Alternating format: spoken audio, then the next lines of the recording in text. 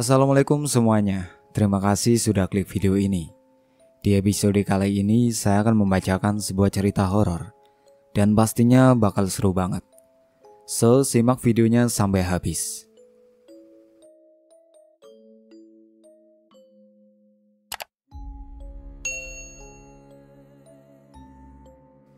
Malam itu, Sunarti duduk termenung di kamarnya yang gelap. Hanya diterangi oleh lampu meja kecil di sudut ruangan. Wajahnya menatap ke cermin dengan pandangan kosong, seolah mencari sesuatu yang hilang. Di balik tatapan matanya tersembunyi luka masa lalu yang belum pernah sembuh. Sunarti kini berusia 32 tahun, memiliki penampilan yang biasa saja. Tidak ada yang istimewa, wajah yang tidak terlalu cantik, kulit sawo matang yang sedikit kusam, dan tubuh yang tak ramping seperti wanita-wanita idaman para pria kaya. Namun, yang tersembunyi di balik penampilannya adalah hati yang dipenuhi dendam dan amarah.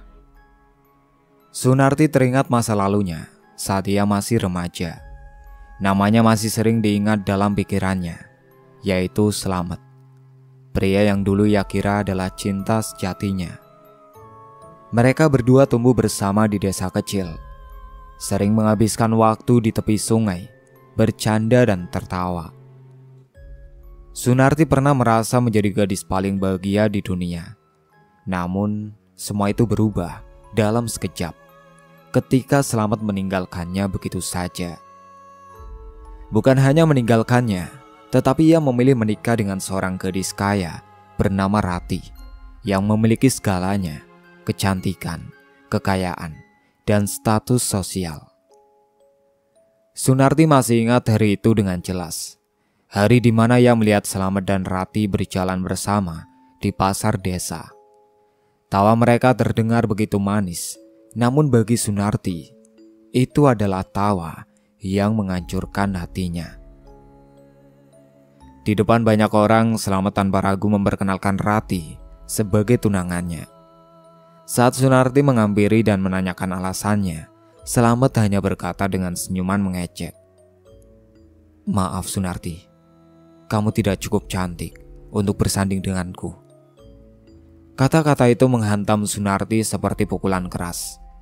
Air matanya mengalir deras, namun ia tidak bisa melawan. Semua orang menertawainya, membuatnya merasa kecil dan tak berharga. Sejak hari itu, Sunarti berjanji pada dirinya sendiri bahwa ia tidak akan pernah lagi dipandang rendah. Ia ingin membalas semua rasa sakit yang pernah ia rasakan. Beberapa tahun kemudian, Sunarti kini tinggal di kota, jauh dari desa tempat ia tumbuh besar. Ia bekerja sebagai seorang kasir di sebuah toko pakaian. Setiap hari, ia melihat wanita-wanita cantik yang datang berbelanja. Para istri dari pria-pria kaya yang memamerkan kecantikan dan kekayaan mereka. Sunarti merasa muak dan iri. Ia benci melihat kebahagiaan mereka karena itu mengingatkannya pada masa lalunya yang pahit.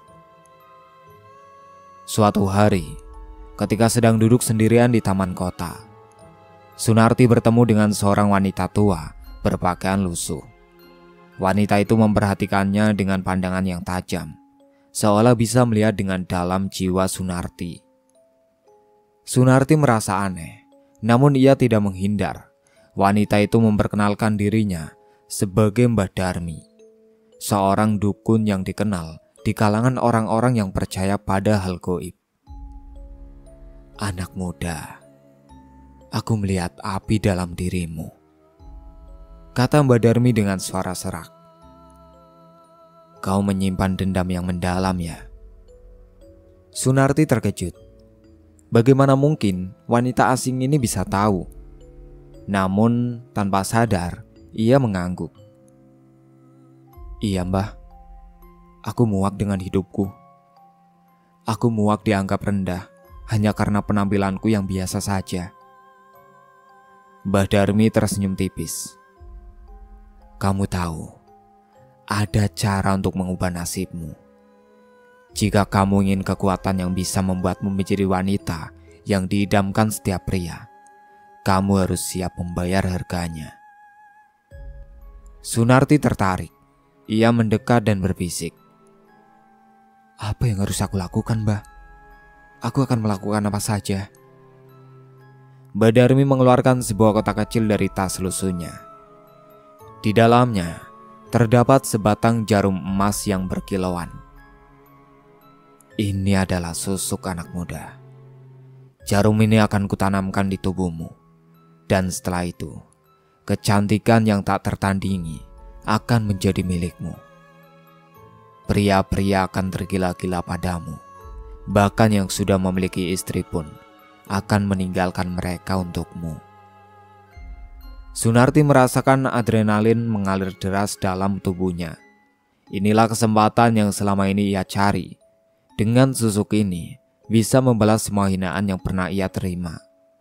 Ia bisa merebut pria-pria kaya yang selama ini hanya memandang wanita cantik. Dendamnya bisa terbalaskan. Namun, Mbah Darmi memperingatkannya dengan nada serius. Ingat Sunarti, susuk ini bukan tanpa harga. Jika kamu memilih jalan ini, kamu tidak bisa kembali lagi. Kekuatan ini akan menarik sesuatu yang gelap dalam hidupmu. Kamu siap dengan semua konsekuensinya. Sunarti terdiam sejenak. Ia tahu bahwa ada resiko besar. Namun rasa sakit hatinya jauh lebih besar daripada ketakutannya. Aku siap, Mbah, jawab Sunarti mantap. Pasang susuk ini sekarang juga.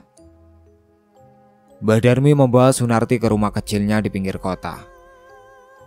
Rumah itu terlihat tua dan usang, dengan bau dupa yang menyengat. Di dalam ruangan, Mbah Darmi menyalakan lilin dan mulai mengucapkan mantra-mantra dalam bahasa Jawa kuno. Sunarti berbaring di atas tikar, sementara Mbah Darmi menancapkan jarum emas itu ke bawah dagunya di dekat leher. Rasa sakit menyengat membuat Sunarti hampir menjerit, namun ia menahannya. Ia tahu ini adalah awal dari segalanya. Ketika jarum itu sudah tertanam, Mbah Darmi menatapnya dengan tatapan yang aneh, seolah-olah ada sesuatu yang telah masuk ke dalam tubuh Sunarti. Kamu akan melihat perubahan mulai besok, kata Mbah Darmi dengan senyuman samar. Ingat, jangan pernah melihat ke dalam cermin di malam hari. Sunarti hanya mengangguk, tak peduli dengan peringatan itu. Ia merasa seperti telah terlahir kembali. Ia menyentuh wajahnya yang terasa lebih halus, lebih bercahaya. Dalam hatinya, Sunarti merasa puas. Kini ia memiliki senjata yang ia butuhkan untuk membalas dendam. Namun di sudut ruangan, bayangan tampak bergerak, seolah-olah ada sesuatu yang terbangun dari tidurnya, siap mengikuti setiap langkah Sunarti. Keesokan harinya, setelah malam ritual bersama Mbah Darmi, Sunarti terbangun dengan perasaan berbeda. Ia berjalan menuju cermin di kamarnya, dan ketika melihat bayangannya, ia hampir tak mengenali dirinya sendiri. Wajah yang dulu biasa saja, kini terlihat lebih bercahaya. Kulitnya tampak lebih halus, dengan rona segar seperti wanita yang sedang jatuh cinta. Mata Sunarti yang sebelumnya redup kini terlihat lebih hidup, seolah memancarkan daya tarik yang tidak biasa. Ia tersenyum kecil, puas dengan apa yang dilihatnya. Sunarti memutuskan untuk keluar rumah hari itu, mengenakan gaun sederhana namun cukup anggun. Ia berjalan menuju pusat perbelanjaan yang sering dikunjungi para wanita kaya. Biasanya, ia hanya bekerja di toko pakaian kecil di sana, tetapi hari itu, ia ingin merasakan bagaimana menjadi pusat perhatian. Ia melangkah masuk ke pusat perbelanjaan dengan penuh percaya diri, dan dalam sekejap, mata semua orang tertuju padanya. Sunarti merasakan perubahan yang nyata. Setiap pria yang dilewatinya menoleh, tak bisa mengalihkan pandangan dari dirinya. Beberapa bahkan berhenti berbicara dengan pasangan mereka hanya untuk melihat Sunarti lebih lama. Wanita-wanita yang berada di sana mulai berbisik-bisik, memandang Sunarti dengan tatapan iri dan cemburu. Inilah yang ia inginkan, perasaan dihargai, bahkan lebih dari itu, dikagumi. Ia merasa di atas angin, seperti ratu yang berjalan di tengah rakyatnya. Saat berjalan di toko pakaian, para pelanggan pria yang datang tampak lebih ramah dari biasanya, dan beberapa bahkan memberikan pujian. Seorang pria yang biasanya acuh tak acuh, tiba-tiba membelikan gaun untuk Sunarti, mengatakan bahwa gaun itu pasti terlihat indah di tubuhnya. Sunarti tersenyum, menerima hadiah itu tanpa ragu. Ia tahu ini adalah efek dari susuk yang dipasang oleh Mbak Darmi. Namun, perhatian terbesar datang dari seorang pria yang tidak pernah ia sangka sebelumnya, yaitu Jumari, seorang pengusaha sukses yang terkenal di kota. Jumari adalah tipe pria yang tidak mudah tertarik, terutama karena ia sudah memiliki istri cantik bernama Jumirah. Namun, saat melihat Sunarti, tatapan Jumari berubah. Ia memandang Sunarti dengan mata yang berbinar, seolah melihat sesuatu yang tidak pernah ia temukan pada wanita lain. Jumari menghampiri Sunarti di toko pakaian dengan senyuman yang penuh pesona. "Nama saya Jumari," katanya memperkenalkan diri sambil mengulurkan tangan. "Saya belum pernah melihat Anda di sini sebelumnya. Anda terlihat sangat memikat." Sunarti merasakan sensasi kemenangan. Inilah yang ia cari, perhatian dari pria yang sudah beristri. Ia tahu bahwa dengan kekuatan susuk, ia bisa membuat Jumari jatuh cinta padanya. "Nama saya Sunarti," jawabnya dengan senyuman lembut, pura-pura malu. "Saya hanya bekerja di sini, Tuan Jumari." "Panggil saja Jumari," katanya cepat. "Dan saya tidak percaya jika wanita secantik Anda hanya bekerja sebagai kasir." Sunarti hanya tersenyum, tidak menjawab. Ia tahu senyuman itu sudah cukup untuk membuat Jumari semakin penasaran. Setelah pertemuan itu, Jumari tidak bisa menghilangkan bayangan Sunarti dari pikirannya. Ia mulai sering datang ke toko hanya untuk berbicara dengan Sunarti, memberikan hadiah kecil, dan mengajak makan siang bersama. Sunarti yang tahu bahwa Jumari sudah menikah, justru semakin tertarik untuk melanjutkan godaannya. Ia menganggap Jumari sebagai target sempurna untuk memulai rencana balas dendamnya. Di restoran mewah, Sunarti dan Jumari duduk berdua. Jumari terlihat gelisah, sesekali melihat ponselnya. Mungkin ada pesan dari istrinya, yaitu Jumirah. Namun ketika matanya bertemu dengan tatapan Sunarti, semua rasa gelisah itu menghilang. "Sunarti, aku tahu ini salah," kata Jumari dengan nada ragu. "Tapi ada sesuatu pada dirimu yang membuatku merasa seperti belum pernah merasakan sebelumnya." Sunarti mengangkat alisnya, menatap Jumari dengan mata penuh godaan. "Benarkah? Atau mungkin kamu hanya bosan dengan istrimu?" Jumari terdiam. Ia tidak bisa menyangkal. Dalam waktu singkat, Sunarti bisa menguasai pikirannya, dan itu membuatnya ketakutan sekaligus terpikat. Mereka berdua tertawa kecil, tetapi Sunarti merasa ada yang aneh saat itu. Ia melihat ke sudut restoran, dan sekilas ia melihat bayangan hitam berdiri, memandang ke arahnya. Ketika ia menoleh lagi, bayangan itu sudah hilang. Sunarti mengerutkan dahi, tetapi ia segera mengabaikannya. Ia pikir mungkin itu hanya halusinasi. Malam itu, ketika Sunarti pulang ke rumah, ia merasa lelah namun puas. Ia berdiri di depan cermin, ingin melihat pantulan wajahnya yang kini semakin cantik. Namun, ketika ia menatap lebih lama, sesuatu yang tidak biasa terjadi. Bayangannya di cermin terlihat berbeda. Wajahnya yang biasanya tersenyum kini berubah menjadi dingin, dengan tatapan kosong. Rambutnya tampak kusut, seolah baru saja diterpa badai, dan kulitnya terlihat pucat seperti mayat. Sunarti terkejut. Ia mundur selangkah dan menggosok matanya. Ketika ia melihat lagi, pantulan di cermin sudah kembali normal. Wajahnya kembali cantik dan rambutnya tertata rapi. Apa-apaan ini? Gumamnya sambil menggelengkan kepala, mencoba menenangkan dirinya sendiri. Mungkin hanya kelelahan, pikirnya.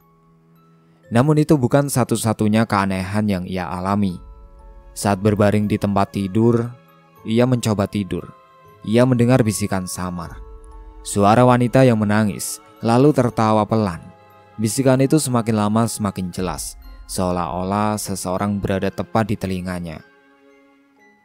Kamu tidak akan pernah bahagia, bisik suara itu. Sunarti bangun dengan keringat dingin membasahi tubuhnya.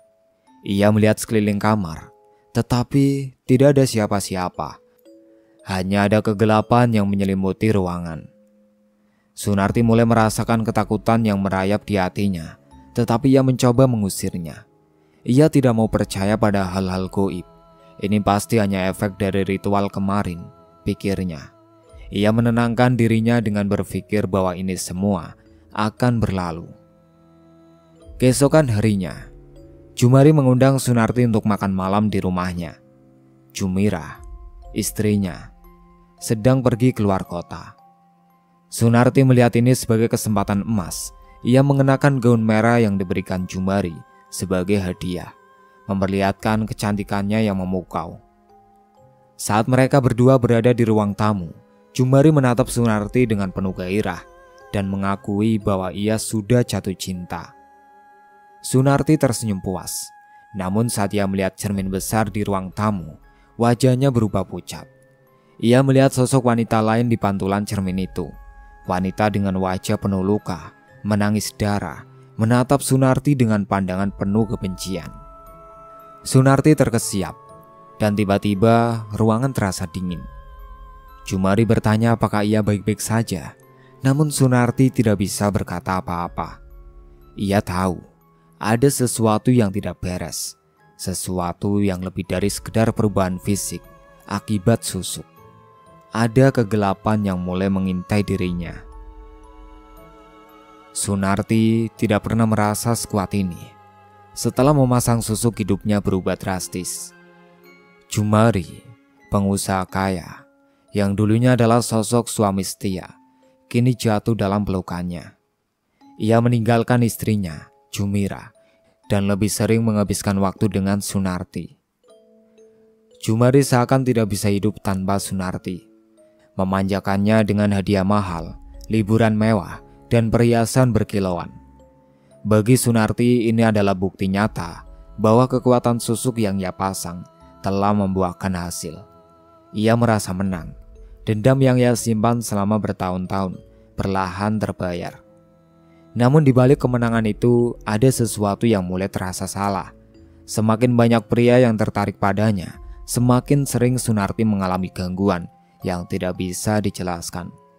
Malam-malamnya menjadi tidak tenang, penuh dengan suara-suara aneh dan teror yang datang tanpa diundang.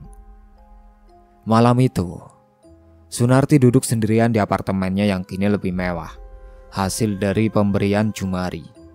Angin dingin berembus masuk melalui celah jendela yang sedikit terbuka, membuat tirai bergoyang pelan. Sunarti duduk di depan cermin besar yang menggantung di dinding. Ia menyisir rambutnya dengan perlahan, menikmati pantulan wajah cantiknya yang kini tak lagi biasa saja. Namun, tiba-tiba, senyuman di wajahnya memudar. Di cermin, bayangannya berubah. Wajah yang ia kenal berubah menjadi pucat, dengan luka-luka yang menganga di pipi dan dahi. Darah mengalir perlahan dari luka itu, menetes ke dagu. Mata bayangan itu menatap Sunarti dengan kebencian yang mendalam. Dan bibirnya yang terluka bergerak, seakan berusaha mengatakan sesuatu. Kamu tidak akan bisa lari. Bisik suara itu, sangat pelan, namun cukup jelas terdengar di telinga Sunarti. Sunarti tersentak. Ia mundur hingga punggungnya menabrak dinding. Ketika ia melihat lagi, pantulan di cermin sudah kembali normal. Wajah cantiknya terlihat seperti biasa. Tidak ada luka, tidak ada darah. Hanya tatapan bingung yang kini menyelimuti wajah Sunarti. Ia menelan ludah, mencoba menenangkan dirinya. Ini pasti hanya halusinasi, gumamnya, meski hatinya tidak sepenuhnya percaya. Keesokan harinya, Sunarti pergi menemui Mbak Darmi. Ia tidak bisa menahan ketakutan yang mulai merayapi pikirannya. Di rumah tua yang penuh asap dupa itu, Sunarti duduk dengan gelisah. Mbak Darmi menatapnya dengan tatapan tajam, seolah sudah tahu alasan kedatangan Sunarti. "Kamu melihat sesuatu ya?" tanya Mbak Darmi tanpa basa-basi. Sunarti mengangguk. "Aku melihat bayangan di cermin. Wajahku berubah menjadi mengerikan. Dan aku mendengar suara-suara di malam hari. Suara wanita menangis." Mbak Darmi menarik nafas panjang, lalu menyalakan sebatang dupa dan mulai merapalkan mantra. Asap dupa itu melayang ke udara, membentuk pola aneh sebelum menghilang. "Aku sudah memperingatkanmu, Sunarti," kata Mbak Darmin dengan suara rendah. "Susuk yang kamu pasang bukan susuk biasa." Sunarti terkejut. "Apa maksudnya, Mbah? Kenapa tidak bilang dari awal?" "Karena semua sudah terlanjur memilih jalan ini," jawab Mbak Darmi dingin. "Susuk itu memiliki daya tarik luar biasa, tetapi ada harga yang harus dibayar. Susuk itu membutuhkan tumbal." Sunarti merasa tenggorokannya tercekat. "Tumbal? Apa maksudmu, Mbah? Siapa yang harus jadi tumbalnya?" Mbak Darmi menatap Sunarti dalam-dalam, seolah berusaha melihat ke dalam jiwanya.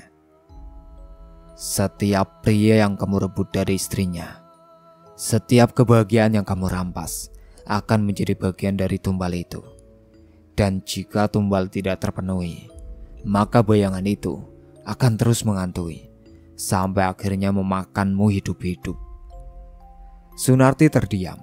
Ia tahu bahwa ia telah bermain dengan kekuatan yang lebih besar dari dirinya sendiri. Tetapi rasa dendam yang masih membara di hatinya membuatnya sulit untuk mundur. "Aku tidak peduli," katanya akhirnya. "Aku sudah terlanjur terjun. Aku tidak akan melepaskan susuk ini, Mbah." Mbak Darmi menggelengkan kepala. "Kamu sudah terlalu jauh, Sunarti. Jika kamu tidak berhenti sekarang, bayangan itu tidak akan berhenti mengganggumu. Mereka adalah roh para istri yang suaminya kamu rebut. Mereka haus akan balas dendam." Sunarti mengabaikan peringatan Mbak Darmi dan melanjutkannya hidupnya seperti biasa. Ia merasa bahwa ia sudah terlalu jauh untuk berhenti sekarang. Dendamnya telah sepenuhnya terpuaskan. Namun malam demi malam, teror semakin menjadi-jadi. Suatu malam, ketika Sunarti sedang berbaring di tempat tidur, ia mendengar suara langkah kaki di luar kamarnya. Langkah itu berat, menyeret, seperti seseorang yang terluka. Sunarti duduk tegak, menajamkan pendengarannya. Langkah itu semakin dekat, hingga akhirnya berhenti tepat di depan pintu kamar. Sunarti menahan nafas. Dalam hening yang mencekam, terdengar suara ketukan pelan di pintu. "Tok, tok, tok." "Siapa di sana?" teriak Sunarti dengan suara gemetar. Tidak ada jawaban, hanya keheningan yang memekakan telinga. Sunarti bangkit dari tempat tidur, berjalan perlahan menuju pintu. Saat ia membuka pintu dengan tangan gemetar, tidak ada siapa-siapa di sana, hanya koridor gelap yang kosong. Namun, ketika ia menutup pintu dan berbalik, ia melihatnya. Sosok wanita berdiri di ujung kamar, wajahnya penuh luka. Darah mengalir dari mata yang kosong. Wanita itu menangis, suaranya menyayat hati, membuat Sunarti merasakan ketakutan yang belum pernah ia rasakan sebelumnya. "Kamu merampas kebahagiaan kami," bisik wanita itu dengan suara serak. "Sekarang kami akan merampas hidupmu." Sunarti berteriak dan mundur, menabrak cermin di belakangnya. Cermin itu pecah berkeping-keping. Serpihannya jatuh ke lantai. Namun dalam pantulan serpihan cermin yang tersisa, Sunarti melihat wajahnya berdiri, yang berubah menjadi mengerikan, penuh luka dan darah, seperti wajah wanita itu. Sunarti jatuh tersungkur di lantai, menangis ketakutan. Ia merasakan tubuhnya gemetar hebat. Seluruh tubuhnya terasa dingin. Namun meskipun teror itu begitu nyata, ia tidak mau menyerah. Rasa dendam yang masih membara di hatinya menolak untuk kalah. Aku tidak akan melepaskan susuk ini, teriak Sunarti pada bayangan di cermin. Aku belum selesai. Aku masih punya dendam yang harus kubalas. Bayangan di cermin itu tersenyum sinis dengan darah yang mengalir dari bibirnya. Kamu memilih jalan ini, Sunarti. Dan sekarang, waktumu hampir habis. Sejak Jumari meninggalkan Jumira, hidup wanita itu tak lagi sama. Dunia yang dulu dipenuhi dengan cinta dan kebahagiaan, kini runtuh berantakan. Jumira yang selalu dipercaya oleh Jumari untuk menjadi istri yang setia dan penuh kasih, merasa seperti dihina dan dipermalukan. Jumari yang dulunya begitu menghargainya, kini lebih memilih wanita lain, dan wanita itu adalah Sunarti. Jumira yang tidak bisa menerima kenyataan ini, baginya Sunarti bukan hanya sebuah pengkhianatan, tetapi sebuah penghinaan yang mendalam. Jumira tahu bahwa ia harus menemukan cara untuk mengambil kembali apa yang telah dirampas darinya. Suatu malam, ketika duduk sendirian di ruang tamu rumah yang kini terasa kosong, ia memutuskan untuk mencari tahu siapa Sunarti sebenarnya. Wanita itu telah merusak hidupnya, dan Jumira tidak akan membiarkan Sunarti lolos begitu saja. Jumira mulai menyelidiki Sunarti. Ia bertanya-tanya pada teman-teman Jumari yang dulu mengenalnya, mencari petunjuk mengenai siapa Sunarti dan apa yang membuat Jumari begitu terpesona. Namun, tidak ada yang bisa memberikan informasi yang jelas. Semua orang hanya tahu bahwa Sunarti adalah wanita muda yang bekerja di toko pakaian dan seolah-olah tiba-tiba muncul begitu saja dalam hidup Jumari. Jumira merasa terpojok. Ia kemudian mulai mengunjungi tempat-tempat yang sering dikunjungi Jumari, mencoba mencari petunjuk lebih lanjut. Dalam salah satu kunjungannya ke pusat perbelanjaan tempat Sunarti bekerja, Jumira melihatnya. Sunarti sedang duduk di kafe kecil, menikmati secangkir kopi sambil berbicara dengan seorang pria. Jumira menatap Sunarti dengan penuh kebencian, melihat dengan jelas bahwa wanita itu tidak merasa menyesal sedikitpun atas perbuatannya. Namun yang paling mencurigakan bagi Jumira adalah ekspresi Sunarti yang selalu penuh percaya diri, seakan tidak ada yang bisa menghalangi jalannya. Ada sesuatu yang aneh di balik semua itu. Kecantikan yang begitu sempurna dan daya tarik yang luar biasa, seolah terlalu berlebihan untuk wanita biasa seperti Sunarti. Jumira merasa ada yang tidak beres. Di sisi lain, Sunarti merasa semakin terpojok oleh teror yang terus mengantuinya. Meskipun ia berhasil merebut hati Jumari dan mendapatkan apa yang dia inginkan, bayangan kelam itu tidak berhenti mengikuti. Setiap malam, ia terbangun dengan keringat dingin. Tubuhnya gemetar. Suara tangis dan tawa wanita yang penuh amarah sering terdengar jelas di telinganya, bahkan ketika ia mencoba tidur. Dalam mimpi-mimpinya, Sunarti melihat sosok-sosok wanita dengan wajah yang penuh darah dan luka. Wajah mereka sangat mengerikan, seolah mengalami siksaan yang tak terbayangkan. Mereka mengulurkan tangan, memohon agar Sunarti mendekat. Namun, saat Sunarti mencoba mendekat, wajah-wajah itu berubah menjadi sosok-sosok yang mengerikan dan menjerit dengan suara yang memekakan telinga. "Mengapa kamu merusak hidupku?" teriak salah satu sosok wanita itu dengan suara yang menusuk. "Kami ingin balas dendam." Sunarti terbangun setiap malam dengan rasa takut yang tak bisa dijelaskan. Ia menatap cermin di kamarnya, mencoba memastikan apakah wajahnya masih tetap cantik seperti yang ia harapkan. Namun yang terlihat justru bayangan wajah-wajah mengerikan yang terus mengikuti setiap gerakannya. Ia semakin merasa terpojok, seolah tidak ada tempat untuk bersembunyi dari kutukan yang ia bawa. Sementara itu, rasa penasaran Jumira semakin membesar. Ia tidak bisa duduk diam dan membiarkan Sunarti menguasai hidup Jumari. Jumira merasa ada sesuatu yang menghubungkan Sunarti dengan kejadian-kejadian aneh yang ia alami.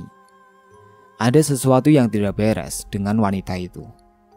Suatu hari ketika Jumira mengunjungi pasar tradisional, ia mendengar percakapan dua orang wanita yang sedang berbicara tentang dukun terkenal, yaitu Mbah Darmi. Jumira menyimak percakapan itu dengan seksama. Wanita itu bercerita bahwa Mbah Darmi memiliki kekuatan supranatural yang luar biasa, dan ia dikenal bisa memberikan susuk kepada orang-orang yang ingin mendapatkan kecantikan atau kekuatan tertentu. Mbah Darmi juga dikenal sebagai seseorang yang bisa membantu orang-orang yang terjebak dalam kutukan atau masalah gaib. Jumira segera menyadari bahwa ini adalah petunjuk yang ia cari. Susuk yang dipasang oleh Sunarti mungkin menjadi penyebab semua keanehan yang terjadi. Jumira memutuskan untuk menemui Mbah Darmi, berharap bisa mendapatkan jawaban yang ia butuhkan untuk menghentikan Sunarti. Beberapa hari kemudian, Jumira akhirnya mengunjungi rumah Mbah Darmi. Rumah itu terletak di daerah yang cukup terpencil, jauh dari keramaian kota. Begitu memasuki rumah Mbah Darmi, Jumira merasa ada aura aneh yang menyelimuti tempat itu. Asap dupa memenuhi udara, dan suara mantra yang dibaca Mbah Darmi terdengar menggetarkan. Jumira merasa cemas, namun ia tahu ini adalah satu-satunya cara untuk mengetahui kebenaran. Mbah Darmi yang sedang duduk di kursi tua itu menatap Jumira dengan mata tajam. "Kamu datang ke sini untuk mencari jawaban, kan?" tanya Mbah Darmi dengan suara berat. Jumira mengangguk, mencoba menenangkan diri. "Saya ingin tahu tentang wanita yang bernama Sunarti. Saya merasa dia yang menyebabkan semua ini. Apa yang telah dia lakukan?" Mbah Darmi menatap Jumira sejenak, kemudian berkata dengan tenang. "Sunarti telah memasang susuk di tubuhnya, bukan sembarang susuk, melainkan susuk kutukan. Susuk itu memberinya kecantikan yang luar biasa, daya tarik yang mematikan. Namun, setiap kutukan seperti itu membutuhkan tumbal." Jumira terkejut. "Tumbal? Apa maksudnya?" Mbah Darmi menghela nafas. "Setiap pria yang Sunarti rebut, setiap kebahagiaan yang diambil, akan menjadi bagian dari tumbalnya. Ada jiwa-jiwa wanita yang telah kehilangan suami mereka karena Sunarti, dan jiwa-jiwa itu terus mencari balas dendam. Susuk itu menyatukan mereka dalam kemarahan yang tak terpuaskan." Jumira merasa ketakutan, tetapi juga merasakan ada secerca harapan. Apa yang bisa saya lakukan untuk menghentikan ini? Mbah Darmi menatap Jumira dengan pandangan penuh arti. "Untuk menghentikan kutukan itu, kamu harus membuat Sunarti melepaskan susuknya. Tetapi itu tidak akan mudah. Jika dia tidak mau melepaskan, jiwa-jiwa yang terikat pada susuk itu akan terus mengganggunya. Akhirnya, Sunarti akan dihancurkan oleh teror yang telah ia ciptakan." Jumira meninggalkan rumah Mbah Darmi dengan perasaan campur aduk. Ia tahu bahwa untuk menghentikan semua ini, ia harus berhadapan dengan Sunarti dan memaksanya melepaskan susuk tersebut. Namun semakin dalam ia menggali, semakin banyak bahaya yang mengancam. Teror yang Sunarti alami bukan hanya tentang rasa takut, tetapi tentang kutukan yang telah membelenggu hidupnya. Malam itu, Sunarti kembali terbangun dari tidurnya. Bayangan sosok-sosok wanita itu semakin sering muncul, semakin mendekat, dan kali ini, tangan yang mengulurkan ke arahnya semakin nyata. Ada yang datang untuk menuntut balas. Sampai di sini dulu ceritanya. Nantikan cerita kelanjutannya di part berikutnya. Sekian dari saya. Wassalamualaikum warahmatullahi wabarakatuh.